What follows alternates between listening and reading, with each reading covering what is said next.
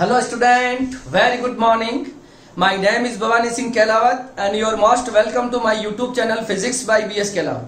तो देखिए बच्चों, आप सभी को जान के खुशी होगी कि आज से हम क्लास 11th क्लास की फिजिक्स स्टार्ट करने जा रहे हैं। मुझे पता है काफी टाइम से आप सभी के कॉल और मैसेज मुझे मिल रहे थे कि सर क्लास 11th की फिजिक्स आप कब से स्टार्ट करोगे, मगर कोरोना पेंडेमिक की वजह से, टाइम मैनेजमेंट की वजह से और बहुत सारी दूसरी प्रॉब्लम की वजह से मैं क्लास 11th क्लास की फिजिक्स स्टार्ट नहीं कर पाया था।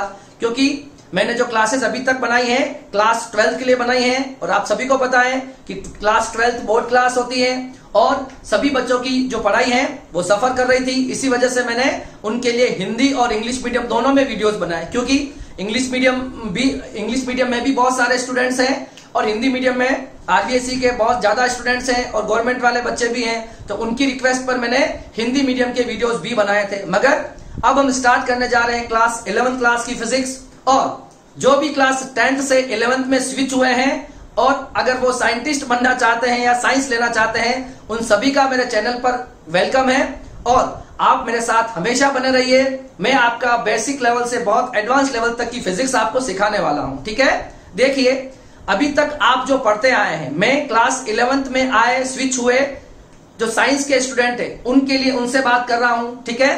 तो जो भी क्लास 11th साइंस के जो स्टूडेंट हैं, जो अभी 10th उन्होंने पास करी है और उन्होंने साइंस लेने की सोची है और अब वो इस साल साइंस लेने वाले हैं, तो आपको पता है कि जो 10th क्लास तक आप जो साइंस पढ़ते आए हो वो आप एक कॉमन साइंस पढ़ते आए हो, आप साइंस का एक ब्रीफ नॉलेज रखते हो या ब्रीफ नॉलेज आप पढ़ते आए हो। जो सिलेबस की जब मैं बात करूंगा तो जो आपने 9th क्लास के अंदर जो कंटेंट पढ़ा है उसका जो बिल्कुल वाइड नॉलेज है वो क्लास 11th में है, और जो 10th में आप थोड़ी बहुत जो फिजिक्स पढ़ते हो उसका वाइड नॉलेज आपको क्लास 12th में फिजिक्स में देखने को मिलेगा, ठीक है। तो देखिए, अगर आपने साइंस लेने की सोची है तो आपको यह ध्यान रखना होगा कि आपको ईमानदारी से पढ़ाई करनी होगी, क्योंकि जो 10th क्लास तक की जो साइंस है वो बिल्कुल बेसिक लेवल की साइंस है। और आपको पता है कि जितने भी स्ट्रीम के जो स्टूडेंट होते हैं, चाहे आर्ट्स के हो चाहे कॉमर्स के हो, सारे स्टूडेंट क्लास 10 तक कॉमन सब्जेक्ट पढ़ते हैं। इट मींस क्लास 10th तक आपने अपना फ्यूचर डिसाइड नहीं किया होता है, मगर इस बार अगर आप क्लास 11th में स्विच कर रहे हो तो आपको अपना सब्जेक्ट डिसाइड करना है कि आपको किस फील्ड में जाना है या आपको कौन सी स्ट्रीम चूज करनी है। तो बहुत सारे बच्चे आर्ट्स लेंगे, कॉमर्स लेंगे कुछ स्टूडेंट्स, और कुछ स्टूडेंट साइंस लेंगे, जिसका जो एरिया ऑफ इंटरेस्ट है वो उस फील्ड में जाना पसंद करेंगे। मैं बात कर रहा हूं साइंस के स्टूडेंट की, क्योंकि मैं एक साइंस फील्ड का टीचर हूं और मैंने अपनी जो पोस्ट ग्रेजुएशन करी है वो साइंस में करी है। तो मैं साइंस वाले स्टूडेंट के लिए बात कर रहा हूं कि अगर आप क्लास 10th से 11th में आए हैं तो बहुत सारे स्टूडेंट ये सोचते हैं कि क्लास 10th थी वो बोर्ड क्लास थी और क्लास 11th में साइंस ले ली है, मगर इसमें पढ़ना इतना इंपॉर्टेंट नहीं होता। वो ऐसा सोचते हैं मेंटली कि नॉन बोर्ड क्लास है, इसका सिलेबस इतना इंपॉर्टेंट नहीं होता है और थोड़ी बहुत भी अगर एग्जाम टाइम में हम मेहनत करेंगे तो हम क्लास 11th में आराम से पास हो जाएंगे। पर मैं आपको आपकी इंफॉर्मेशन के लिए बता दूं कि क्लास 11th बहुत ज्यादा इंपॉर्टेंट है। लगभग हमारे यहाँ एक ऐसा क्राइटेरिया बना हुआ है या ऐसा एक माइंडसेट बना हुआ है कि हम क्लास 11th में पढ़ाई ही नहीं करते हैं। जो स्टूडेंट कोर्सेज के लिए 11th क्लास में ही बाहर चले जाते हैं नीट और जेई की तैयारी करने, वो बच्चे तो ईमानदारी से क्लास 11th के सिलेबस को कंप्लीट करते हैं, क्योंकि उनको आगे जाके नीट या जेई का एग्जाम फाइट करना होता है जस्ट आफ्टर 12th क्लास। मगर जो बच्चे प्राइवेट स्कूल्स में पढ़ रहे हैं या जो गवर्नमेंट स्कूल में पढ़ रहे हैं वो इंटेलिजेंट होते हैं, है ना, वो बहुत इंटेलिजेंट होते हैं या अच्छे परसेंटेज 10th में ले आते हैं, मगर फिर भी वो क्लास 11th की पढ़ाई को इतना सीरियसली नहीं लेते हैं। ये यहाँ का एक क्राइटेरिया बना हुआ है या ऐसा एक माइंडसेट बना हुआ है कि क्लास 11th में इतना अच्छे से बच्चे पढ़ाई नहीं करते। पर मेरी आपसे ये रिक्वेस्ट है कि हाँ, क्लास 11th में आपको सारी एक्स्ट्रा करिकुलम एक्टिविटीज में भी भाग लेना है, पार्टिसिपेट करना है। किसी भी तरह का गेम्स हो, कल्चर इवेंट्स हो, सब में आपको पार्टिसिपेट करना है। आपको ऑलराउंडर बनना है, मगर आपको जो अपना सब्जेक्ट है जिससे आपका फ्यूचर डिसाइड होगा, है ना। हम 10th के बाद 11th में साइंस ले रहे हैं, इसका मतलब या इसके बाद में थ्रू आउट लाइफ आपको उस साइंस सब्जेक्ट से जुड़ा हुआ रहना है और आपको जो कुछ भी सीखना है या जो कुछ भी लाइफ के अंदर अर्न करना है वो आपको उसी फील्ड से अर्न करना है। तो जो चीज आपका फ्यूचर डिसाइड करेगा, आपको उसके साथ ईमानदारी से उसके साथ आपको बिहेव करना है। मतलब आपको ईमानदारी से आपकी क्लासेस, जो आपकी 11th क्लास है, उसको ईमानदारी से आपको पढ़ाई करनी है। ठीक है, हो सकता है देखो वैसे भी बहुत सारा टाइम जो है वो इस कोरोना पेंडेमिक की वजह से वैसे ही जा चुका है। आपको बहुत कम टाइम मिलेगा 11th क्लास पढ़ने के लिए। ठीक है, और बहुत सारे बच्चे ये भी सोच रहे हैं कि नेक्स्ट ईयर से तो न्यू एजुकेशन पॉलिसी आ जाएगी, उसमें देखो न्यू एजुकेशन पॉलिसी आ भी जाएगी, उससे कोई फर्क नहीं पड़ता है। आपको पता है जो भी स्टूडेंट साइंस ले रहा है तो वो स्टूडेंट फिजिक्स, केमिस्ट्री और मैथमेटिक्स और बायोलॉजी, ठीक है, मैथ्स वाला मैथ्स ले लेगा और बायो वाला बायो लेगा। मगर फिजिक्स और केमिस्ट्री ऐसा सब्जेक्ट है जो भी बच्चा अगर साइंस से रिलेटेड है या रिलेट करता है, उसको ये तीनों जो सब्जेक्ट है उसमें उसको लेने ही होंगे या उसको पढ़ाई करनी होगी। ठीक है, तो मेरा जो सब्जेक्ट है वो फिजिक्स है और मैं आपको फिजिक्स ही पढ़ाने वाला हूं। मगर हम कॉमन बात आज इसलिए कर रहे हैं कि जो पहली क्लास है, इंट्रोडक्शन क्लास है, और बच्चे जो है वो 10th क्लास से 11th क्लास के अंदर स्विच हुए हैं, काफी प्रॉब्लम आती है। इनिशियली बच्चों को ऐसा लगता है कि काफी बर्डन आएगा, क्योंकि जो 10th क्लास में आप पढ़ते हो आपके पास इंग्लिश है, हिंदी है, सोशल साइंस है और साइंस और मैथमेटिक्स, ये सारे सब्जेक्ट्स आपके पास होते हैं। मगर अब जो आपके सब्जेक्ट होने वाले हैं, जैसे कि जो स्टूडेंट मैथमेटिक्स लेगा तो फिजिक्स, केमिस्ट्री और मैथ्स उसके सब्जेक्ट मेन रहने वाले हैं। हिंदी, इंग्लिश तो सबके साथ रहेंगे। मगर अब ये सब्जेक्ट इनिशियली जब आप पढ़ाई करोगे तो आपको थोड़ा सा बर्डन लगता है कि मैंने साइंस ले ली, तो आपको भागना नहीं है। आपको हो सकता है कुछ वक्त लगे समझने में, क्योंकि हम पहली बार साइंस फील्ड के अंदर एंटर करेंगे। अब आपको साइंस का बेसिक नॉलेज तो होता है बेशक, मगर हमें इसके बारे में डिटेल नॉलेज नहीं है। हम जो भी पढ़ेंगे या जो भी हम साइंस है 11th और क्लास 12th की जो फिजिक्स है, इसमें पूरी साइंस आ जाती है। आगे जाके जब आप आगे और सीनियर क्लासेस के अंदर पढ़ाई करते हो या हायर एजुकेशन करते हो, तो आप इसी साइंस का आप बिल्कुल वाइड इंफॉर्मेशन लेते हो या उसके बारे में डिटेल पढ़ाई करोगे। मगर जो भी साइंस है वो आपके 11th और 12th क्लास के अंदर सारे टॉपिक जो हैं वो आ जाने हैं। इन फ्यूचर भी आपको साइंस से इन्हीं टॉपिक से जुड़े हुए रहना है। अगर आप हायर स्टडीज करोगे तो यहाँ जो आप पढ़ाई करोगे उसके बारे में डिटेल जो पढ़ाई करनी है वो आप आने वाली क्लासेस के अंदर करोगे। ठीक है, तो सबसे पहले जो 11th क्लास में जो स्टूडेंट साइंस वाले आए हैं उनसे मेरी रिक्वेस्ट है कि आपको बहुत ईमानदारी से आपको पढ़ाई करनी है। ठीक है, और जो बायो वाले जो स्टूडेंट होते हैं, जनरली ऐसा सुना जाता है कि उनकी जो फिजिक्स वाला पार्ट है वो वीक है। क्यों? क्योंकि वो मैथ्स नहीं पढ़ते हैं। और आपको पता है जो फिजिक्स और मैथमेटिक्स दोनों से बिल्कुल को रिलेटेड सब्जेक्ट्स हैं। ठीक है, आप मैथमेटिक्स के बगैर फिजिक्स नहीं पढ़ पाते हैं मैक्सिमम। मगर मैं आपसे प्रॉमिस कर रहा हूं कि मेरे जो इनिशियल 7 और 8 लेक्चर्स होंगे वो बिल्कुल बेसिक लेक्चर होंगे, और जो मैथमेटिक्स क्लास 11th और 12th और इन फ्यूचर फिजिक्स में यूज होती है वो सारी फिजिक्स सबसे पहले मैं आपको सारी मैथमेटिक्स मैं सबसे पहले आपको सिखाऊंगा, और उसके बाद हम चैप्टर नंबर 1 से स्टार्ट करेंगे फिजिकल वर्ल्ड से। ठीक है, मतलब क्लास 11th क्लास का सिलेबस स्टार्ट करने से पहले जितने भी मैथमेटिकल टूल हैं जिनका यूज क्लास 11th और 12th क्लास की फिजिक्स में या इन हायर क्लास की फिजिक्स में यूज होता है, तो सबसे पहले मैं आपको बेसिक मैथमेटिक्स पढ़ाऊंगा। ठीक है, आज की जो क्लास है वो सिर्फ आपसे बातचीत करने के लिए है। आपके दिमाग में कुछ बात हो, आप शेयर करना चाहते हो, तो आप इस वीडियो के कमेंट में जरूर कमेंट करें। ठीक है, मैक्सिमम बच्चों को इससे जोड़ें। मेरा आपसे प्रॉमिस है कि अगर आप ईमानदारी से मेरे साथ जुड़े हुए रहोगे तो आपको फिजिक्स सीखने में कोई दिक्कत नहीं होगी। जो बायो के स्टूडेंट हैं या जो कोई भी वीक स्टूडेंट भी हैं, ठीक है, जो अपने आप को वीक समझते हैं कि मेरा मैथमेटिक्स पोर्शन वीक है, मैं फिजिक्स नहीं पढ़ पाऊंगा, ये सारी बातें अपने दिमाग से निकाल दो। अगर आपने डिसाइड कर लिया है कि आपको साइंस लेनी है और साइंस स्ट्रीम में जाना है आपको, और आपको अपना फ्यूचर साइंस फील्ड में ही बनाना है, तो फिर आपको इस सब्जेक्ट के साथ आपको ईमानदारी से बने हुए रहना है।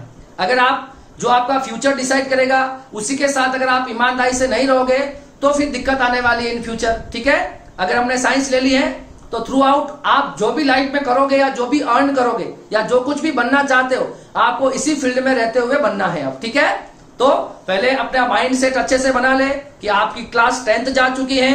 ठीक है, क्लास 10th को बिल्कुल दिमाग से निकाल दें। आपके कितने भी अच्छे परसेंटेज क्लास 10th में बने हो, आप सभी को बहुत सारा कॉन्ग्रेचुलेशन। मगर आप ओवर कॉन्फिडेंट ना रहें कि मेरे क्लास 10th में अच्छा है तो मैं 11th में अच्छा मैनेज कर लूंगा या बिना पढ़ाई करके भी तैयारी करके अच्छे मार्क्स ले आऊंगा।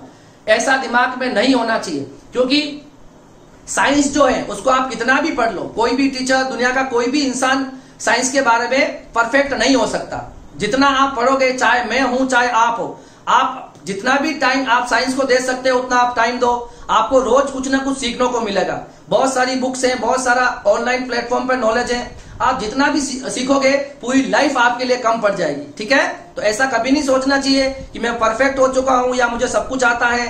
ठीक है, ऐसा नहीं होना चाहिए। ठीक है, और 10th के परसेंटेज और 10th वाली जो बातें हैं वो दिमाग से बाहर निकाल दो। अब आप क्लास 11th में आ चुके हो, इट मीन्स आप इन फ्यूचर साइंटिस्ट बनने जा रहे हो, क्योंकि आपने साइंस चूज करी है तो आपको साइंटिस्ट ही कहा जाना चाहिए। और साइंटिस्ट जो होते हैं उनके लिए टाइम मैनेजमेंट भी इंपॉर्टेंट होता है, उनकी कंसंट्रेशन भी इंपॉर्टेंट होती है, और एक एक्सपेरिमेंट को करते हुए वो कितना भी टाइम लगा देंगे मगर वो उससे बोर नहीं हो सकते हैं, मतलब उनको वो सक्सेसफुली करना होता है। तो पेशेंस भी होना चाहिए। समझ में कोई चीज नहीं आती है तो आपको निराश नहीं होना है। बहुत सारे बच्चे ऐसे करते हैं कि सबसे पहले 11th क्लास में साइंस लेते हैं और 1 या 1.5 महीने बाद जब वो साइंस की क्लास में बैठते हैं और उनको मेनली तो क्या होता है कि फिजिक्स से काफी डर लगता है और वो फिजिक्स से भागने लगते हैं और वो सोचते हैं कि इन फ्यूचर में फिजिक्स नहीं पढ़ पाऊंगा क्योंकि ये सब्जेक्ट मेरे समझ में नहीं आ रहा है, और वो वापस कॉमर्स स्ट्रीम या आर्ट्स स्ट्रीम में चले जाते हैं। तो ये सबसे बुरी बात है। ऐसा नहीं होता है। देखो, मैं खुद जानता हूं कि क्लास 10th से आप जब 11th में आते हो तो सारे सब्जेक्ट आपको थोड़े से हाई लगेंगे, क्योंकि जितने भी आप इसमें वर्ड सुनोगे, डेफिनेशन सुनोगे, टॉपिक सुनोगे, वो सारे नए होंगे और काफी सारे इसमें न्यूमेरिकल प्रॉब्लम भी आती है। न्यूमेरिकल वाला पार्ट आएगा, डेरिवेशन वाला पार्ट आएगा, जो अभी तक हम क्लास 10th तक नहीं पढ़ते हैं। ठीक है, तो आपको पहले तो क्या है कि कुछ भी चीज समझ में नहीं आती तो आपको टाइम देना है। मैं आपको बिल्कुल धीरे धीरे यहाँ पे फिजिक्स पढ़ाने वाला हूं और बिल्कुल बेसिक लेवल से बिल्कुल हाई लेवल तक, नीट और जेई लेवल तक मैं फिजिक्स आपको 11th क्लास की पढ़ाऊंगा। क्योंकि देखो, 12th क्लास के लिए फाउंडेशन है कि उनका कोर्स भी जल्दी हमको खत्म करना होता है, तो वहां पर थोड़ा स्पीड से पढ़ाया जा सकता है। मगर 11th क्लास में हमारे पास टाइम की कोई फाउंडेशन नहीं है, तो हमारे पास नेक्स्ट जून या जुलाई तक का टाइम है। तब तक हमें 11th क्लास का सिलेबस कंप्लीट करना है, तो हम बिल्कुल धीरे धीरे पढ़ते जाएंगे, समझते जाएंगे और पूरी फिजिक्स को बहुत अच्छे से हम समझ लेंगे। ठीक है, तो आपको सिर्फ अपना कंसंट्रेशन, अपना टाइम और ईमानदारी से आपको पढ़ना है। किसी को बताने की जरूरत नहीं है कि आप कितना पढ़ रहे हो, कितना नहीं पढ़ रहे हो, वैसी बात नहीं होनी चाहिए। ठीक है, आपको सिर्फ मेहनत करते हुए रहना है, पढ़ाई करते हुए रहना है। ठीक है, और कुछ भी प्रॉब्लम आए, अगर आप मुझसे जुड़े हुए हो तो आप मुझसे प्रॉब्लम शेयर करो, मैं बिल्कुल सारी प्रॉब्लम आपको सॉल्व करवा दूंगा। ठीक है, और जो भी स्टूडेंट 11th क्लास से मेरे से जुड़े हुए हैं या इस वीडियो के बाद जो भी स्टूडेंट मेरे से जुड़ेंगे, उनसे रिक्वेस्ट है कि आप वीडियोस को जरूर शेयर करें, मैक्सिमम लोगों तक पहुंचाएं। ठीक है, क्योंकि हम भी आपके लिए फ्री ऑफ कॉस्ट यहाँ पर अपनी जो है सुविधाएं आपको दे रहे हैं। ठीक है, ताकि आप लोग पढ़ पाओ। ठीक है, और उसके अलावा जब आप तक वीडियो पहुंचता है तो ये आप मैक्सिमम लोगों तक शेयर करो। अगर उनको पसंद आएगा तो वो जरूर इस चैनल के थ्रू अपनी पढ़ाई कंटिन्यू करेंगे। ठीक है, तो आप सभी का एक बार फिर से बहुत बहुत स्वागत है क्लास 11th क्लास की फिजिक्स में। ठीक है, अपना मन बनाइए, आपको एक रजिस्टर, एक कॉपी और एक पेन रखना है। क्लास जब चलेगी पहले उसको अच्छे से सुनना है और नोट्स बनाते हुए पढ़ाई करना है। ठीक है, मैं आपको बिल्कुल सीरियल वाइज फिजिक्स पढ़ाऊंगा और क्लास 11th फिजिक्स का जो पहला चैप्टर है फिजिकल वर्ल्ड, उस फिजिकल वर्ल्ड से पहले जितने भी मैथमेटिक्स के जो भी टॉपिक हमारे फिजिक्स में जो यूजफुल है, उन सब के बारे में मैं आपको डिटेल 1 लेक्चर बनाऊंगा और सबके बारे में डिटेल हम स्टडी करेंगे। और 7 या 8 लेक्चर के बाद हम क्लास 12 की पहला चैप्टर स्टार्ट करेंगे। एक बात और, जो भी हम अभी इस 7 और 8 क्लासेस में पढ़ेंगे, है ना, जैसे कि हम लोगेरिथम के बारे में पढ़ेंगे, हम डिफरेंशिएशन पढ़ेंगे, इंटीग्रेशन पढ़ेंगे, ये सारे टॉपिक हमारे पास हमारे सेकंड चैप्टर में दे रखे हैं। मगर मैं ये चाहता हूं कि सबसे पहले आपको मैथ्स अच्छे से सिखा दी जाए, ताकि जब भी हम न्यूमेरिकल या आगे 11th क्लास में पढ़ाई करेंगे तब आपके दिमाग में डाउट्स ना आए कि सर ये डिफरेंशिएशन कैसे हो रहा है, सर इंटीग्रेशन कैसे हो रहा है, सर हम लोग कैसे लेते हैं, एंटी लोग कैसे लेते हैं, सिग्निफिकेंट नंबर्स के बारे में। ये सारी चीजें मैं आपको पहले बता देना चाहता हूं।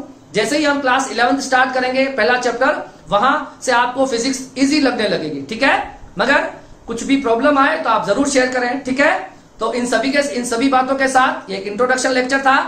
अब हम कुछ बात कर लेते हैं हम बेसिक एक लेक्चर है आज का, जिसमें मैं आपको सिर्फ साइंस के बारे में बात बताऊंगा कि ये साइंस क्या है और साइंस को कितने पार्ट्स में डिवाइड किया गया है और हम पढ़ने वाले हैं फिजिक्स वो क्या है।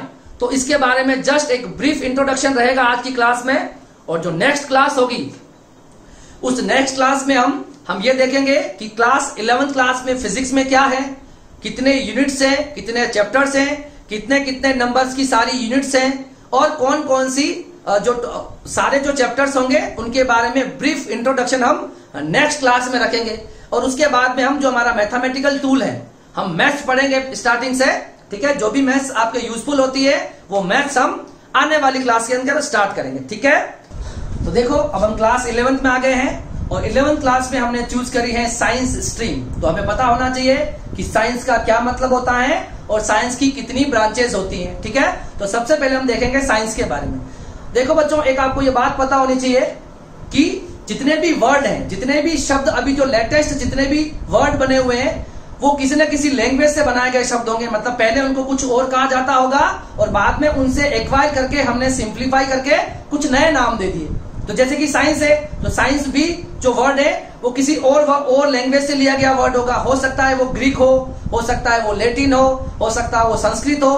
तो किन्हीं अलग लैंग्वेज से लिए गए शब्द हैं। लगभग सारे शब्द आप देखोगे साइंस में तो वो किसी और से ही एक्वायर किए गए हैं। तो हम बात करेंगे सबसे पहले साइंस के बारे में। तो आपको पता है साइंस को ब्रॉडली 3 ब्रांचेस में डिवाइड किया गया है, फिजिक्स, केमिस्ट्री एंड बायोलॉजी। आप सभी जानते हो और जो साइंस वाले स्टूडेंट है उनको ये तीनों सब्जेक्ट पढ़ने होंगे। सिर्फ बायो वालों को बायो पढ़ना होगा और मैथ्स वालों को मैथ्स पढ़नी होगी। ये दोनों सब्जेक्ट सबके कॉमन रहने वाले हैं और है ना। अब देखिए हम देखते हैं साइंस के बारे में। तो अगर साइंस है तो साइंस किससे बना हुआ है? तो देखिए एक लैटिन वर्ड है। क्या है? एक लैटिन वर्ड है साइंसिया। क्या है? एक लैटिन वर्ड है साइंसिया, जिसका अगर मैं इंग्लिश में मीन देखता हूं तो उसे कहते हैं टू नो। क्या कहते हैं? To know. इसका मतलब क्या हो गया? जानना। जानने का मतलब to acquire knowledge about anything. मतलब साइंस जो है वो एक लैटिन वर्ड है साइंसिया, उससे मिलकर बना है। उस साइंसिया को मैं देखता हूं, इंग्लिश में उसका मीनिंग देखूं तो मुझे दिखता है टू नो। और टू नो को हिंदी में कहते हैं जानना। मतलब जिसके भी बारे में आप स्टडी कर रहे हो उसके बारे में कंप्लीट इंफॉर्मेशन लेना या उसके बारे में जानना, है ना। उसके बारे में परफेक्ट नॉलेज होना चाहिए। ऐसा उसमें वो ऐसा क्यों है, उसमें ऐसा क्यों हो रहा है ना, लॉजिकल आंसर के साथ, उसको कहते हैं हम साइंस, ठीक है। अब साइंस की जो डेफिनेशन की अगर हम बात करें तो हजारों डेफिनेशन अलग अलग साइंटिस्ट ने दे रखी है। तो आपको सिंपली पता होना चाहिए कि साइंस जो वर्ड था वो कहां से आया, वो हमने अभी देख लिया। कोई भी डेफिनेशन आपको हजारों बुक्स मिल जाएगी, अलग अलग डेफिनेशन मिल जाएगी। अलग अलग साइंटिस्टों ने अलग अलग डेफिनेशन दी है साइंस की। सभी डेफिनेशन बिल्कुल सही है। हम यहाँ पे कुछ पॉइंट डिस्कस करेंगे और साइंस के बारे में देखते हैं। जैसे पहला पॉइंट मैंने यहाँ लिख रखा है, साइंस मीन स्पेशल नॉलेज। मतलब आप किसी के भी बारे में, है ना, किसी के भी बारे में अगर स्पेशल नॉलेज एक्वायर करते हो, कुछ किसी भी चीज की अगर आप स्टडी कर रहे हो और उसका आप स्पेशल नॉलेज एक्वायर करते हो और वहां से आप कुछ प्रूव कर जाते हो तो वो साइंस हो जाएगा। मतलब किसी के भी बारे में special knowledge, that is science, है ना। तो नॉलेज ये जो वर्ड है ये काफी इंपॉर्टेंट है। मतलब जिसके भी बारे में आप स्टडी कर रहे हो उसके बारे में आपको, जैसे कि आपने किसी पे कुछ रिसर्च करी है तो उस रिसर्च करने के बाद आपको उसके बारे में परफेक्ट नॉलेज आ जाता है, दैट इज साइंस। मतलब हम किसी भी चीज की स्टडी कर रहे हैं, अगर विथ रेस्पेक्ट टू टाइम अगर हम उसका लॉजिकल आंसर दे पाते हैं, इसका मतलब वो पार्ट ऑफ साइंस हो जाएगा, ठीक है ना। क्या मतलब हो गया? जैसे कि एक ब्लैक होल आपने देखा होगा।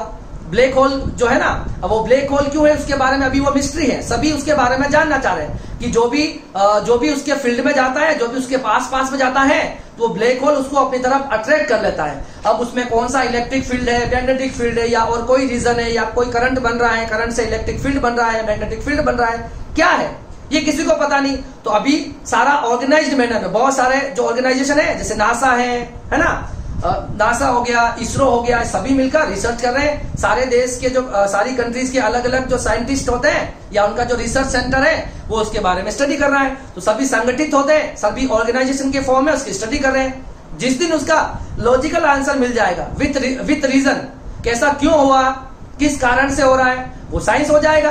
फिर हम उसको पढ़ने लग जाएंगे साइंस में कि ब्लैक होल जो है वो ब्लैक होल में ऐसा क्यों होता है, ब्लैक होल के अंदर सारी चीजें अपनी तरफ अट्रैक्ट क्यों हो जाती है, तो वो एक साइंस का एक ब्रॉड टॉपिक बन जाएगा। ठीक है, तो ये हो गया पहला पॉइंट। अब बात करते हैं हम सेकंड पॉइंट के बारे में, systematic study of nature. Systematic study of nature का मतलब आपके आसपास जो दिखता है नेचर, इसका मतलब प्रकृति, इसकी सिस्टमैटिक ढंग से स्टडी करना with respect to time, regularly उसके बारे में स्टडी करना। एक सिस्टमैटिक स्टडी करना कि ऐसा क्यों हो रहा है। जैसे कि कुछ भी आप कोई भी फिनोमिना ले लो, जैसे मैं कह लेता हूं कि जो डे और नाइट फॉर्म होते हैं, है ना, 12 घंटे दिन रहता है, 12 घंटे रात होती है, ऐसा क्यों होता है। ठीक है, अगर इसका अभी मुझे पता है ऐसा क्यों होता है, ठीक है, तो उसका रिजनेटिक, जैसे सन, जो पृथ्वी का जो भी पार्ट है वो अगर सन के सामने आ जाएगा तो वो वहां पर दिन होगा, और जो हिस्सा जो होगा वो सन के बैक साइड रह जाएगा, वहां पर डार्क या नाइट हो जाएगी। तो हमें इसका पता है कि डे नाइट क्यों बनते हैं। जब तक ये नहीं पता था तब तक ये साइंस का टॉपिक नहीं था, वो एक रहस्य था, है ना, एक मिस्ट्री थी। मगर जैसे ही हमने उसके बारे में स्टडी कर ली तो वो क्या बन गया, साइंस का एक पार्ट बन गया। मतलब अगर आपने उसके बारे में कंप्लीट नॉलेज एक्वायर कर लिया है तो that is a part of science. ठीक है, अब देखिए थर्ड पॉइंट क्या लिख रखा है, एक कोई डेफिनेशन है, देखो, to combine effort of human to acquire knowledge and knowledge acquire by him become a science. मतलब बहुत सारे लोगों का संगठन, बहुत एक टीम वर्क जिसे हम कहते हैं, मतलब एक ऑर्गेनाइजेशन मिलके किसी के बारे में कुछ स्टडी करें और उसके बारे में नॉलेज एक्वायर करें और वो नॉलेज उसके अंदर आ जाएगा। जैसे कि मैं किसी चीज के बारे में स्टडी कर रहा हूं तो इसका, जैसे इस मार्कर के बारे में मैं स्टडी करूं तो इसके बारे में सब जान लूंगा कि मार्कर कैसा है, क्यों है, इसका कलर क्या है, इसकी केमिकल प्रॉपर्टी क्या है, इसकी फिजिकल प्रॉपर्टी क्या है, इसका काम क्या है ना। जो फिजिकल जो एस्पेक्ट्स होते हैं जैसे कि टेम्परेचर, प्रेशर, इसका इस पे क्या इफेक्ट आएगा। अगर मुझे इसके बारे में कंप्लीट नॉलेज हो गया, इसका मतलब मैंने ऑर्गेनाइजेशन में मिलकर इसके ऊपर स्टडी करी और इसका नॉलेज हमारे पास आ गया, मतलब ये साइंस बन गया। क्या बन गया है, मतलब ये टॉपिक हमारे लिए, इसकी जो मिस्ट्री थी वो मिस्ट्री अब खत्म हो चुकी है। क्यों होता है, कैसे चलता है, क्या काम है, इसके बारे में हमारे पास अगर नॉलेज है तो that is a part of science. तो ये हो जाएगी इसकी, है ना। And the phenomena occurring. अब जो चौथा जो पॉइंट है वो क्या है, देखो, logical study of phenomena occurring in the physical world is called science. मतलब फिजिकल वर्ल्ड के अंदर होने वाली जो फिनोमिनाज है उनकी लॉजिकल स्टडी करना। सर फिजिकल वर्ल्ड में कौन कौन से फिनोमिना होते हैं, सारा मान लो, डे नाइट का फॉर्म होना, आसमान में ट्विंकलिंग ऑफ स्टार, तारों का चमकना, है ना, ये बारिश का जो ना, बारिश का होना, और ये वाइंड का फ्लो होना, ये जो जवार बाटा जो कहते हैं वो हाई टाइड, लो टाइड, ये सब होना, ये सब क्या है, ये सब इन सब के बारे में अगर मुझे नॉलेज है, उसके अगर मैं लॉजिकल स्टडी करता हूं तो वो क्या कहलाएगी, साइंस कहलाएगी। इसके बारे में मतलब इस दुनिया के अंदर, इस फिजिकल वर्ल्ड के अंदर जो भी कुछ हो रहा है उसकी लॉजिकल स्टडी करना साइंस है। क्या है, साइंस है। ठीक है, एक अगर मैं अच्छी सी डेफिनेशन देखना चाहूं तो एक डेफिनेशन मेरे पास और है। क्या डेफिनेशन है, देखो, it is a systematic and organised knowledge. मतलब सिस्टमैटिक मतलब रेगुलर मैनर में, ऑर्गेनाइज्ड नॉलेज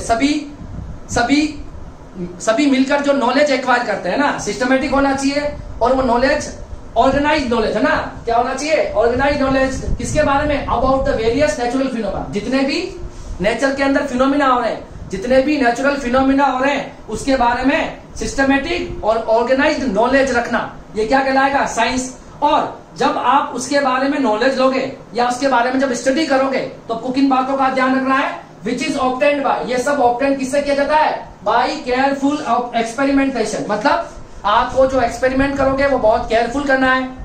मतलब जब आप स्टडी करोगे तो आपको केयरफुल रहना है। मतलब जितने भी आप ऑब्जर्वेशन लोगे, आगे भी लिख रखा है कीन ऑब्जर्वेशन, मतलब आप एक्सपेरिमेंट करोगे तो केयरफुली एक्सपेरिमेंट करना है, मतलब उसके अंदर कोई एरर नहीं होनी चाहिए।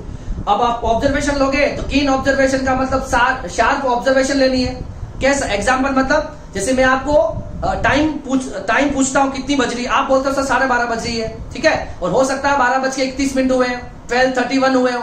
इसका मतलब ये आपकी ह्यूमन एरर है, आपने गलत ऑब्जर्वेशन लिए, मतलब आपकी ऑब्जर्वेशन कीन ऑब्जर्वेशन नहीं थी, मतलब आपने उसके अंदर एरर रखी है, ठीक है, और आपने केयरफुल भी एक्सपेरिमेंट नहीं किया। अब आप कोई भी एक्सपेरिमेंट करते हो, जैसे मैं आपको कुछ वेट करने के लिए बोलूं, अब वेट करने के लिए बोलूं, वेट में हो सकता है जो ऊपर वेट आ रहा हो सकता है 5 किलो और ऊपर 3 ग्राम आ रहा है, हमने बोल दिया 5 ग्राम, तो वो आपने 3 ग्राम का जो बोला है वो आपका एक्सपेरिमेंट केयरफुल नहीं था, या आपकी ऑब्जर्वेशन केयरफुली नहीं थी, ठीक है। तो ये सब जब हम साइंस में किसी के बारे में, किसी भी नेचुरल फिनोमिना या किसी भी घटना के बारे में जब स्टडी करते हैं तो आपको केयरफुल एक्सपेरिमेंट करना होगा, आपकी ऑब्जर्वेशन कीन ऑब्जर्वेशन या शार्प ऑब्जर्वेशन होनी चाहिए, एंड एक्यूरेट रीजनिंग, मतलब जो भी आप कर रहे हो वो एक्यूरेसी के साथ होना चाहिए और रीजनेटिक होना चाहिए, मतलब कारण सहित आपको सब कुछ पता होना चाहिए कि इसमें ऐसा क्यों हो रहा है ना।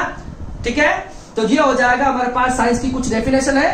तो आप कोई भी एक डेफिनेशन हमारे लिखने के लिए आप दिमाग में रख सकते हो। बाकी साइंस की कोई डेफिनेशन एज सच नहीं है, बहुत अलग अलग साइंटिस्ट ने अलग अलग डेफिनेशन दी है। जो भी कुछ आप पढ़ते हो है ना, to acquire a systematic knowledge about anything is known as a science, मतलब किसी भी चीज के बारे में अगर आप सिस्टमेटिक, रीजनेटिक और with respect to time organised और सिस्टमेटिक ढंग से जो नॉलेज इकट्ठा करते हो वो साइंस है। ठीक है, तो कोई भी एक डेफिनेशन आप याद कर सकते हो। अब देखिए, क्या हम जो इंडियन है और हमको पता है कि हमारी जो लैंग्वेज रही है वो संस्कृत रही हुई है, मतलब हमने जो वेद में क्या पढ़ी है, वेदों की जो लैंग्वेज थी वो क्या थी, संस्कृत थी। तो क्या जो हमने इस डेफिनेशन में जो वर्ड यूज किया है ऑर्गेनाइज्ड मैनर, सिस्टमेटिक ढंग से, है ना, एक संगठित रूप से जो नॉलेज होता है, ज्ञान होता है, इस ऑर्गेनाइज्ड नॉलेज का क्या संस्कृत से कोई लेना देना है क्या? तो वेद के अंदर जो शास्त्र शब्द है, इस शास्त्र शब्द जो होता है वो किसके सिमिलर है?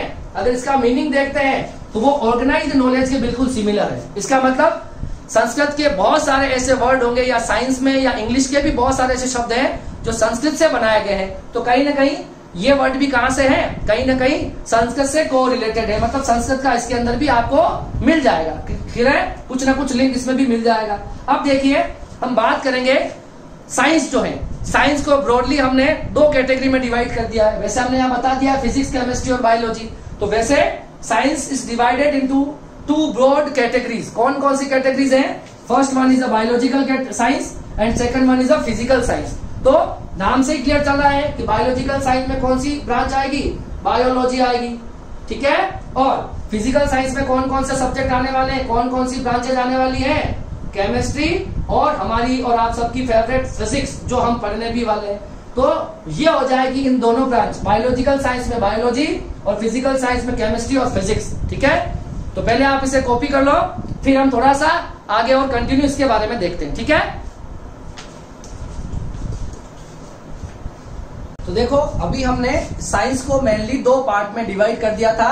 एक था हमारे पास बायोलॉजिकल साइंस, एक था हमारे पास फिजिकल साइंस। ठीक है, तो to knowledge of science can be divided into the two broad categories, मतलब नॉलेज की बिहाफ पे हमने साइंस को दो पार्ट में क्लासिफाई या डिवाइड कर दिया। देखो पहला क्या था, पहला हमारे पास था बायोलॉजिकल साइंस और दूसरा हमारे पास क्या है, फिजिकल साइंस। ठीक है, अब देखिए सबसे पहले बायोलॉजिकल साइंस, मतलब आप बायोलॉजी से समझते हो क्या होता है, the science which deal with behaviour of living things are called biological science. क्या हो गया, हम किसके साथ डील करते हैं, लिविंग थिंग्स के साथ डील करते हैं। जो भी चीजें लिविंग थिंग्स है, जिनकी ग्रोथ होती है, ठीक है, उन चीजों के बारे में डील करना, ये हमारे पास क्या कहलाएगा, बायोलॉजिकल साइंस। मतलब जिनका जितने भी, जैसे कि बायोलॉजी की ब्रांचेस हैं, बॉटनी हो गया, जूलॉजी हो गया, है ना, जैसे प्लांट्स हो गया, एनिमल्स हो गया, ह्यूमन बीइंग हो गया, इनसे रिलेटेड जितनी भी हम लिविंग थिंग्स के बारे में स्टडी करते हैं, that is come into the biological science. वो क्या होते हैं, बायोलॉजिकल साइंस के पार्ट है। बहुत सारे एग्जांपल है, जैसे कि हमारे पास बॉटनी हो गया, ये सारे है ना, जूलॉजी हो गया, ऑर्निथोलॉजी हो गया, एंथ्रोपोलॉजी हो गया और एंटोमोलॉजी, फॉरेंसिक साइंस, ये सारी जो ब्रांचेस हैं ये किसकी हैं, बायोलॉजिकल साइंसेस की ब्रांचेस हैं। देखो जैसे कि फॉरेंसिक साइंस आपने सुना होगा, ठीक है, अभी जो latest case Sushant Singh murder जो केस चल रहा है या सुसाइड केस चल रहा है, उसके अंदर दोबारा क्या करी गई है, ये फॉरेंसिक जो है ना, फॉरेंसिक टेस्ट किया गया उसका, ठीक है, मतलब उसकी पोस्टमार्टम जो रिपोर्ट है वो वापस की गई है, ये उसका फॉरेंसिक डिपार्टमेंट करता है। ठीक है, तो ये सारे क्या, लिविंग थिंग्स के बारे में स्टडी करना बायोलॉजिकल साइंस है। ठीक है, इसके बारे में मैं ज्यादा बात नहीं करूंगा, ये साइंस का एक पार्ट है, तो हमने इसकी डेफिनेशन देख ली है और थोड़ी सी बात हमने इसके बारे में कर ली है। अब बात करेंगे हम फिजिकल साइंस की। तो फिजिकल साइंस को हमने दो पार्ट में डिवाइड किया है, केमिस्ट्री एंड फिजिक्स।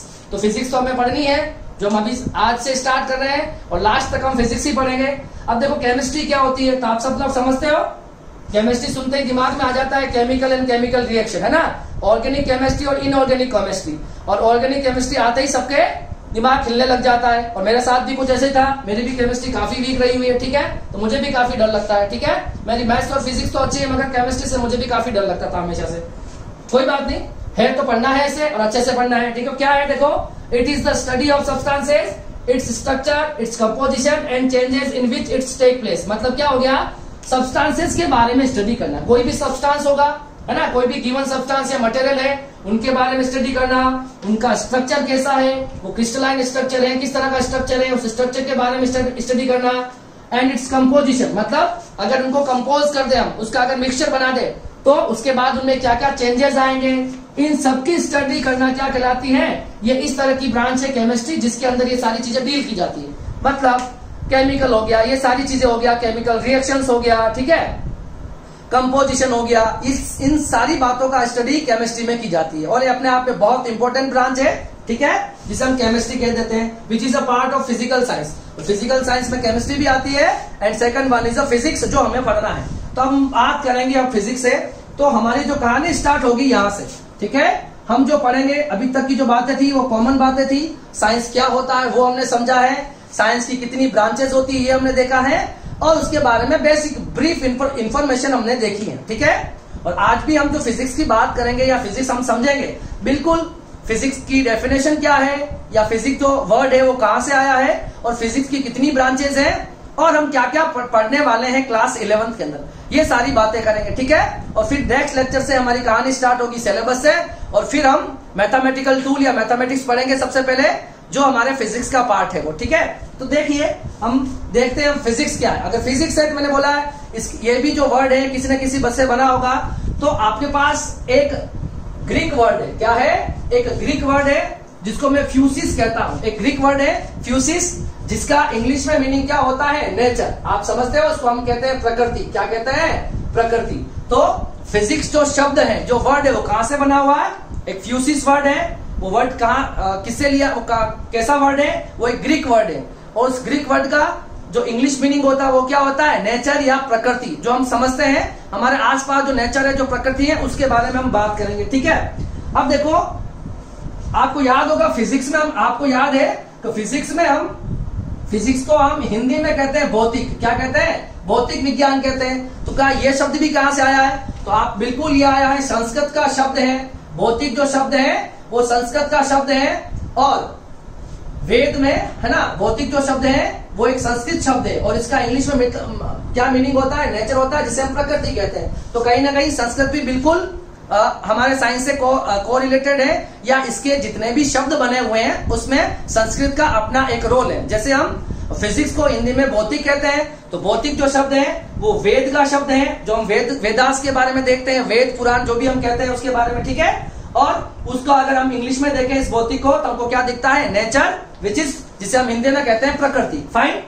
अब देखिए हम बात करते हैं फिजिक्स की डेफिनेशन की। तो फिजिक्स क्या होगा वो देखो, the branch of science, science की एक ब्रांच है ये, okay, in which the study of nature and natural phenomena. मतलब इस नेचर और नेचर के अंदर होने वाले फिनोमिना, इसके बारे में स्टडी करना फिजिक्स कहलाता है। The nature and natural phenomena hold in this nature, मतलब जो भी नेचर है और इस नेचर के अंदर होने वाले जितने भी फिनोमिना है, इसकी स्टडी करना कहलाएगा फिजिक्स। सर क्या स्टडी, किसकी स्टडी, तो देखिए इस तरह बहुत सारी है, जैसे कि सीजन ऑफ द ईयर, मतलब आपके जो साल में जो सीजन आते हैं अलग अलग, वो कैसे बनते हैं, ये फिजिक्स में समझेंगे हम।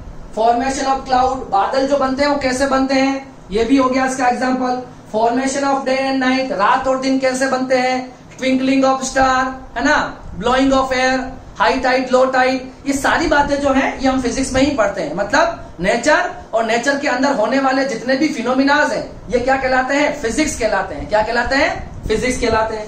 अब देखो एक और इसकी डेफिनेशन मैंने लिख रखी है, physics is a branch of science in which we study matters and different form of energies and their interaction with matters. मतलब हम किसके बारे में पढ़ते हैं, मैटर। मैटर मतलब क्या हो गया, जिसका अपना मास होगा, जिसकी फिजिकल प्रॉपर्टी होगी, जिसकी केमिकल प्रॉपर्टी होगी, ठीक है, इसको कहेंगे हम मैटर्स। जो भी आपको दिखता है, कुछ भी चीज उठा के देख लो वो मैटर है। अच्छा, अब हम देखेंगे डिफरेंट फॉर्म ऑफ एनर्जी, बहुत सारी एनर्जीज हम पढ़ेंगे, है ना। जैसे काइनेटिक और पोटेंशियल एनर्जी तो आप सुनते ही हो, बहुत सारी एनर्जी और भी देखने वाले हम, है ना, जैसे हीट एनर्जी। अब ये जो एनर्जी है इसके बारे में देखेंगे, और मैटर और एनर्जी के बीच में इंटरेक्शन होगा, उसका क्या रिजल्ट आएगा, ये भी हम किस में पढ़ते हैं, फिजिक्स में पढ़ते हैं। मतलब मैटर क्या होता है, एनर्जीज क्या होती हैं, दोनों को आपस में जब इंटरेक्ट कराएंगे तब क्या रिजल्ट आएगा।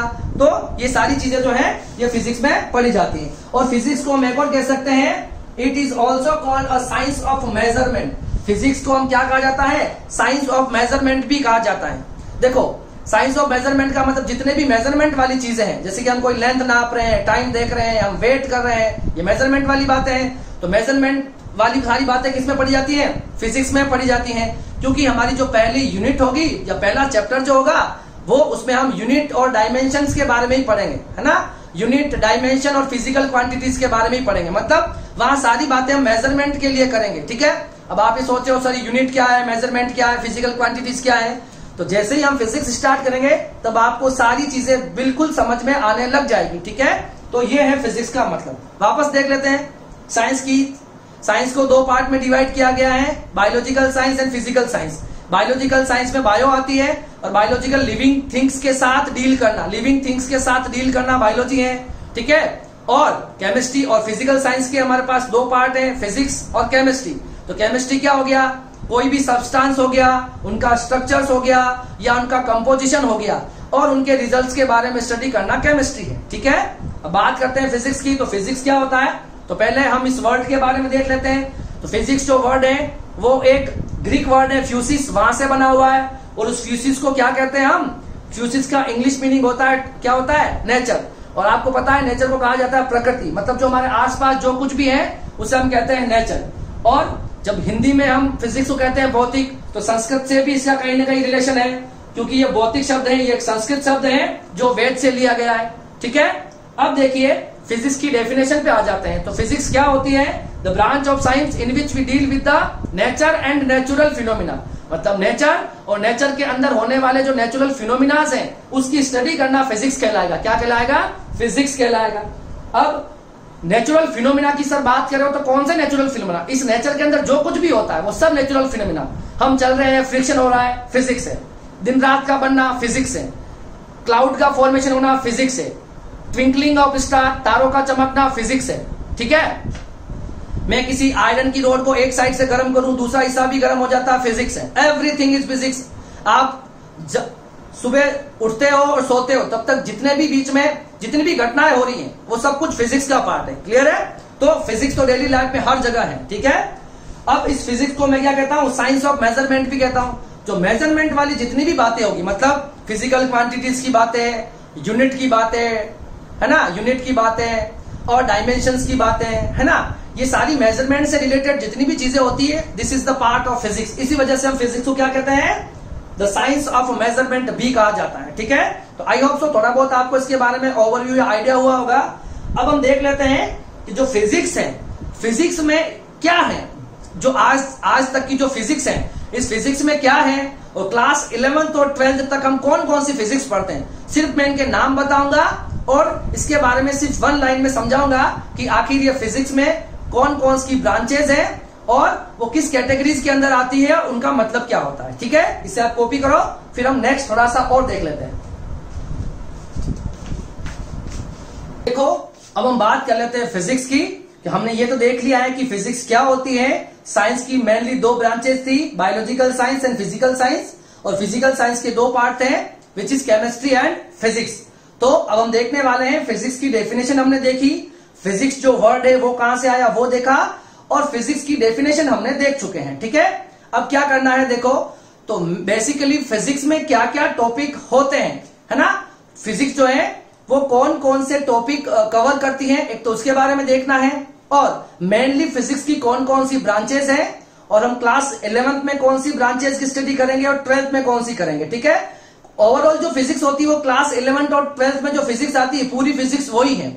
आगे जाके अगर हायर क्लासेस में आप कुछ पढ़ते हो, इसका मतलब क्या पढ़ते हो आप, उसी में से किसी एक टॉपिक या एक चैप्टर या एक यूनिट के बारे में डिटेल स्टडी करते हो, ठीक है। मतलब जो फिजिक्स है वो पूरी की पूरी फिजिक्स आपके 11th और 12th में आ जाएगी। अब 11th में कौन सी फिजिक्स आएगी, 12th में कौन सी आएगी, वो बात हम कर लेते हैं। देखो तो सबसे पहले हम बात करते हैं फिजिक्स की। तो फिजिक्स को अभी तक हमने दो पार्ट में डिवाइड कर दिया है, एक है क्लासिकल फिजिक्स, एक है क्वांटम फिजिक्स। ठीक है, और क्वांटम फिजिक्स को हमको कहना चाहिए मॉडर्न फिजिक्स। क्या कहना चाहिए? मॉडर्न फिजिक्स कहना चाहिए। ठीक है, एक ही बात है उसका। तो एक क्लासिकल फिजिक्स और दूसरा हो गया मॉडर्न फिजिक्स। ठीक है, अब मॉडर्न फिजिक्स जो है, क्लासिकल फिजिक्स जो है वो 1990 के पहले जो फिजिक्स बनी है या जिसके बारे में हमने स्टडी किया है वो किसके अंदर है? क्लासिकल फिजिक्स के अंदर पढ़ा जाता है। और जो भी हमने 1990 के बाद में फिजिक्स में जो भी स्टडी करी है वो किस में आ जाएगी? Modern physics. क्लासिकल मतलब क्लासिकल टाइम वाली फिजिक्स, और मॉडर्न मतलब जो अभी 1990 के बाद में जो भी फिजिक्स के अंदर डिस्कवर हुआ है, इन्वेंशन हुआ है, उनके बारे में हम जो पढ़ते हैं that is come into the modern physics. ठीक है, अब देखो क्लासिकल फिजिक्स में हम जो मेनली जो स्टडी करते हैं वो मैक्रोस्कोपिक लेवल पे करते हैं, मतलब बड़े लेवल पर स्टडी करेंगे। बड़े ऑब्जेक्ट की या बड़े लेवल पर हम स्टडी करते हैं उसको हम क्या कहते हैं? मैक्रो मीन्स बड़ा, है ना। तो बड़े लेवल पर जब स्टडी करते हैं या उसे हम कह सकते हैं फाइनाइट लेवल।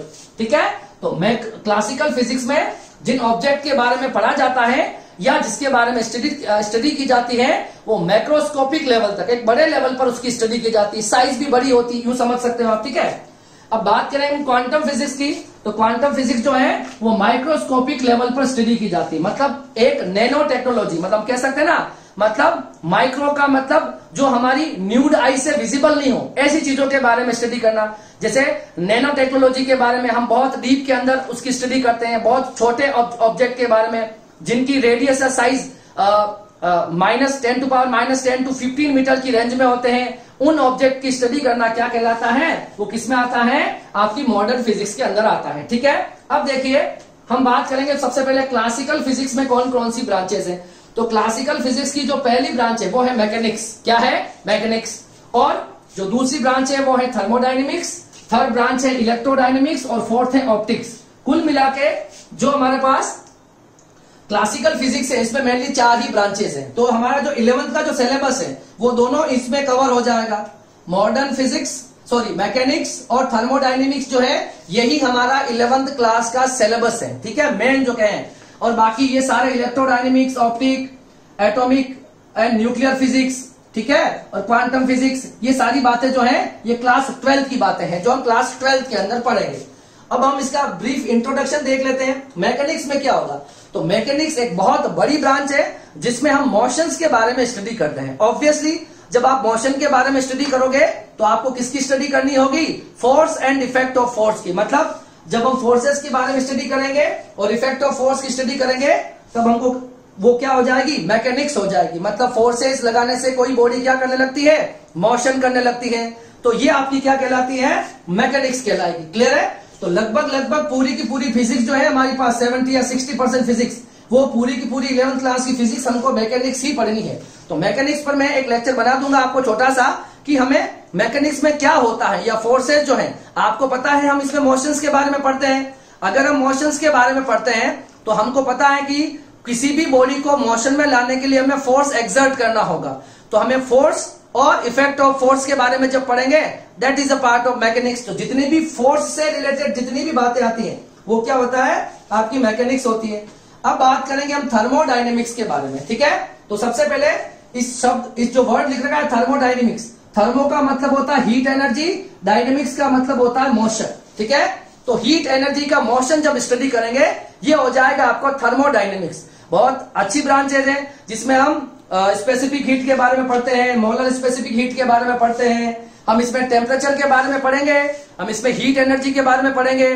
टेम्परेचर डिफरेंस की वजह से हीट एनर्जी क्या होती है? हायर टेम्परेचर से लोअर टेम्परेचर फ्लो होती है ना। इसमें हम gases, kinetic theory of gases पढ़ेंगे, है ना।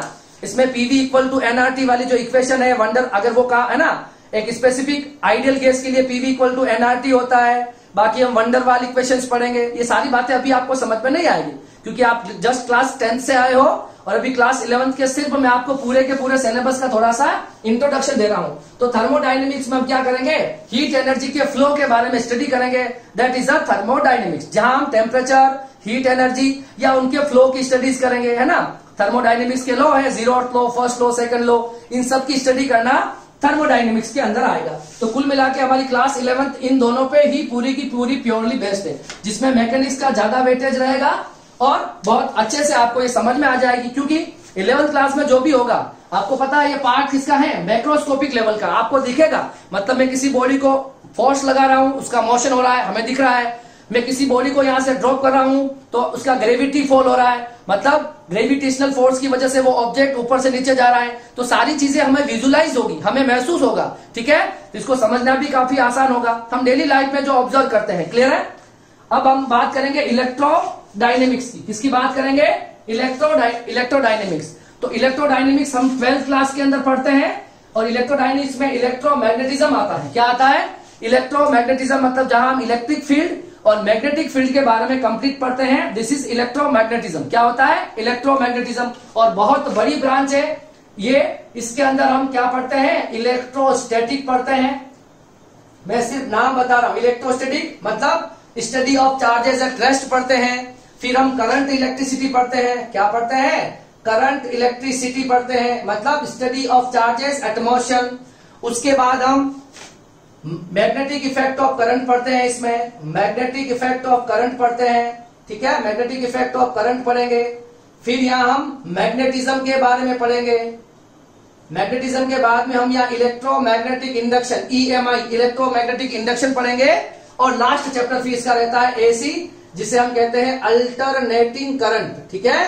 तो ये क्लास 12 का पहला पार्ट इलेक्ट्रोमैग्नेटिज्म जो है, ये पूरी क्लास 12 के 10 चैप्टर है, जिसमें ये पांचों यूनिट्स आती है। इलेक्ट्रोस्टैटिक मतलब study of charges at rest, current electricity it means study of charges at motion.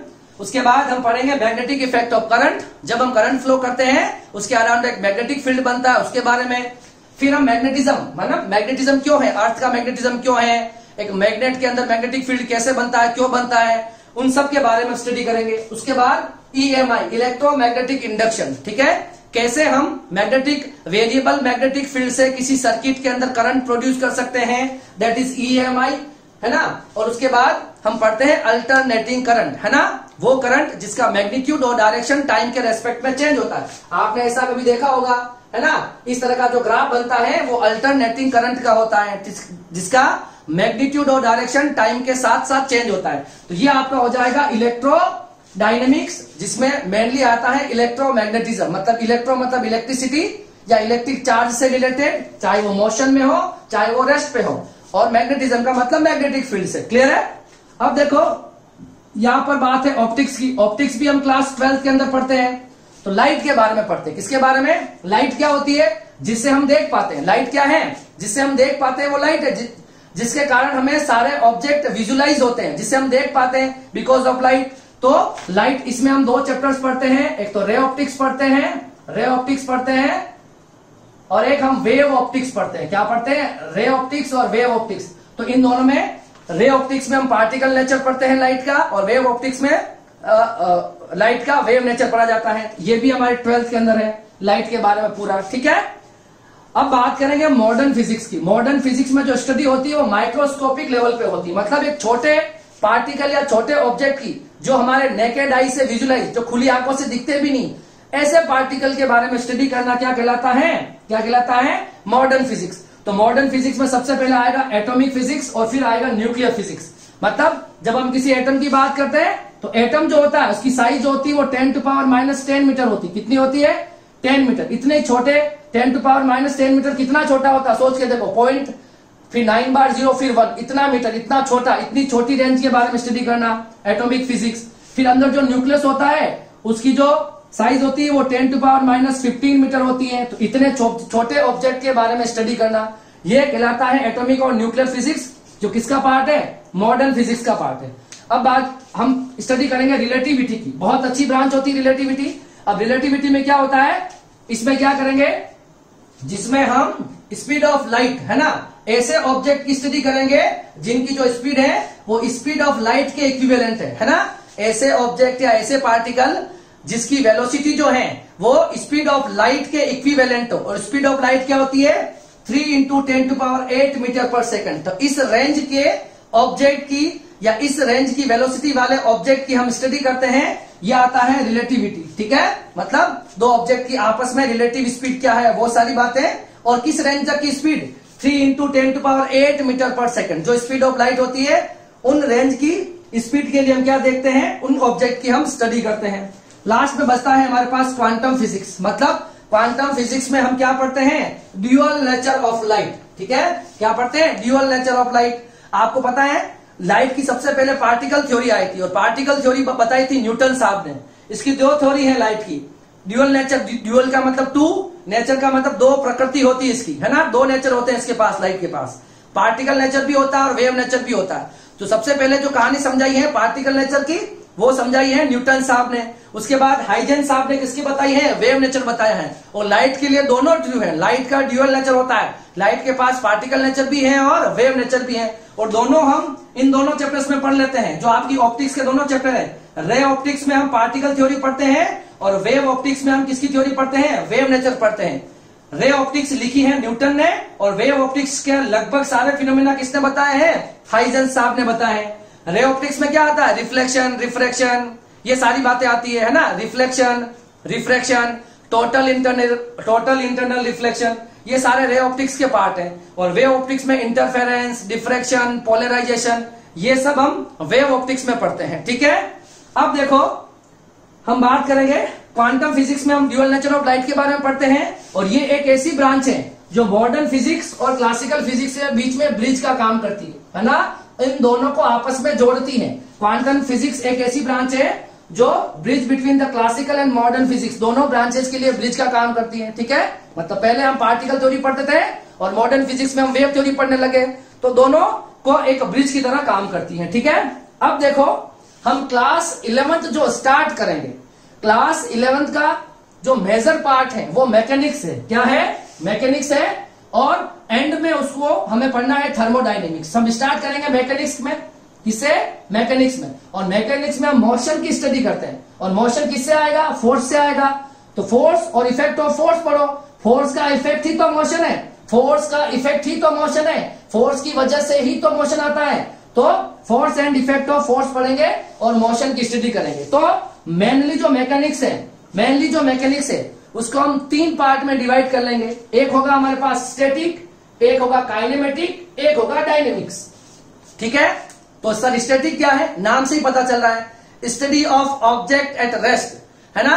वह ऑब्जेक्ट, जैसे ये मार्कर है, अब ये रेस्ट में अगर पड़ा है, इसकी मैं स्टडी कर रहा हूं, तो ये मैकेनिक्स के स्टैटिक ब्रांच के अंदर आएगा। ठीक है, सेकंड है मेरे पास काइनेमेटिक्स। क्या है, काइनेमेटिक्स क्या हो गया, study of object without considering cause of motion. हम स्टडी ऑफ मोशन तो पढ़ते हैं, मगर हम इस मोशन किस वजह से हो रहा है, कॉज ऑफ मोशन नहीं पढ़ते। सिर्फ हम क्या पढ़ेंगे, study of object in motion without considering the cause of motion. मतलब ये मोशन क्यों हो रहा है ये जाने बिना हम इसके मोशन की स्टडी करेंगे, ये आएगा आपके पास काइनेमेटिक्स के अंदर। ठीक है, और लास्ट में हमारे पास हो गया डायनेमिक्स। काइनेमेटिक्स में मतलब जो ग्रेविटी की वजह से कोई ऑब्जेक्ट में मोशन आ रहा है ना, मैग्नेटिक फील्ड या इलेक्ट्रिक फील्ड की वजह से आ रहा है, ये सारा पढ़ा जाता है काइनेमेटिक्स में, है ना। जिसमें हमें ये पता नहीं करना है कि ये मोशन क्यों हो रहा है। इस मार्कर को मैं गिराऊं, नीचे जा रहा है, तो इसमें हमें पता है ग्रेविटी की वजह से जा रहा है, तो कॉज ऑफ मोशन की स्टडी नहीं करनी होती। सिर्फ हमें study of object in motion without considering the cause of motion. अब लास्ट बचता है हमारे पास डायनेमिक्स। तो डायनेमिक्स क्या हो जाएगा, the study of object eight motion with considering the cause of motion. मतलब हमें मोशन की स्टडी तो करनी है, मगर ये मोशन उसके अंदर क्यों है ये भी हमें पता करना होगा। मतलब जैसे मार्कर है, अभी रेस्ट में है, अब इसको मैंने फोर्स लगाया तभी ये मार्कर मूव हुआ है, इसका मतलब क्या हुआ, ये चला जाएगा डायनेमिक्स के अंदर। मतलब इसके मोशन की स्टडी कर रहा हूं, और ये मोशन किसकी वजह से हुआ है, एक्सटर्नल एजेंट ने जो फोर्स लगाया है उसकी वजह से क्या हुआ है, ये मोशन हुआ है। तो मेनली हमें मैकेनिक्स में तीनों ब्रांचेस पढ़नी होगी, और 11th क्लास का जो सिलेबस है वो मैकेनिक्स और थर्मोडायनेमिक्स के अंदर आता है। हम 11th क्लास की जो फिजिक्स स्टार्ट करेंगे, पहला चैप्टर वो मैकेनिक्स से ही स्टार्ट करने वाले हैं। ठीक है, तो स्टैटिक होगा, डायनेमिक होगा और काइनेमेटिक होगा। स्टैटिक क्या होता है, study of object at rest. Kinematic क्या है, study of object without cause of motion, without the reason of cause of motion. मतलब वो मोशन क्यों हो रहा है वो जाने बिना हमें सिर्फ मोशन की स्टडी करनी है। और तीसरा और आखिरी है डायनेमिक्स। डायनेमिक्स का मतलब क्या हो गया, the study of object in motion with considering the cause of motion. मतलब आपको मोशन हो रहा है उसकी स्टडी भी करनी है और वो मोशन क्यों हो रहा है उसकी स्टडी भी करनी है। ठीक है, तो ये था आज का लेक्चर जिसमें हमने छोटी मोटी बातें करी हैं, ज्ञान की बातें भी करी हैं, थोड़ी बहुत हमने फिजिक्स के बारे में भी देखा है कि फिजिक्स क्या होती है, फिजिक्स की ब्रांचेस क्या हैं, और 12th और 11th में क्या क्या आएगा, और हमें 11th में क्या पढ़ना है, 12th में क्या पढ़ना है, ये सारी बातें। ठीक है, और वैसे भी जब हम क्लास 11th की जो पहला चैप्टर स्टार्ट करेंगे तब हम इन सब के बारे में वापस डिटेल में भी देखेंगे, मगर आज का जो पहला लेक्चर था इसमें आपको पता होना चाहिए कि ये कैसा हो रहा है, क्यों हो रहा है, इस वजह से मैंने आपको ये सारी चीजें भी बता दी।